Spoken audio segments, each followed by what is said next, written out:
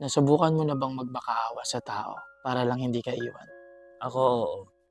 Based on my experience, nagawa ko na siya sa taong mahal ko.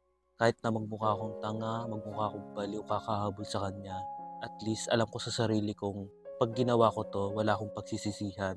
Masasabi ko rin talaga sa sarili ko na ginawa ko lahat para lang mag-work yung relationship naming dalawa. Pero sobrang sakit nun.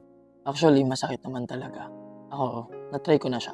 Hindi lang isang beses, 3 beses ko siyang nasubukang magmakaawa sa mga taong minahal ko para lang hindi ako iwan. Pero siguro yung pinakamasakit na nagmakaawa ako, yung una. Kasi yung time na nun, ako yung nagkamali. Tapos hanggang ngayon naman, walang hoping pa rin ako na if ever man na bumalik yung taong yun, babalikan ko. Pero napaka-imposible na. Kahit kasi sabihin ng mga tao na, ba't kailangan mo magmakaawa pagdating sa love? Kasi ayun ako eh. Ganun ako mag-express ng feelings. Ganun yung love na gusto kong ibigay dun sa tao na kahit ayaw niya na sa akin, ibibigay ko pa rin yung love na baka pwede pang maayos. Magmamakaawa pa rin ako na baka pwede pa. Ayaw Sa, pa nating mawala siya, kaya magmamakaawa talaga tayo na 'wag tayong iwan. para sa akin yung magmakaawa, ibig sabihin nun pagmamahal yun eh. Hindi ka naman magmamakaawa kung hindi mo minahal ng sobra yung tao. Ako parehas tayo, parang Pero ang sarap lang sa feeling na after nating magmakaawa, masasabi natin sa sarili natin, okay, at least hanggang sa dulo ng pagmamahal ko sa kanya, hinabol ko siya at nagmakaawa ako. Para at least walang regrets, walang pagsisisihan sa dulo.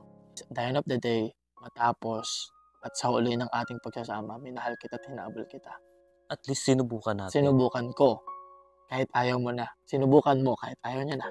Kaya para sa akin, sobrang okay at sobrang worth it ang magmakaawa. Dahil doon masasabi natin na totoo yung pagmamahal natin. Dahil ayaw natin mawala yung tao kahit gusto na nila tayong mawala.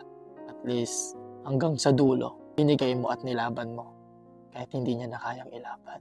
Pero para sa akin, okay na yung isang beses kang magmamakaawa sa isang tao. Ako, naranasan kong magmakaawa.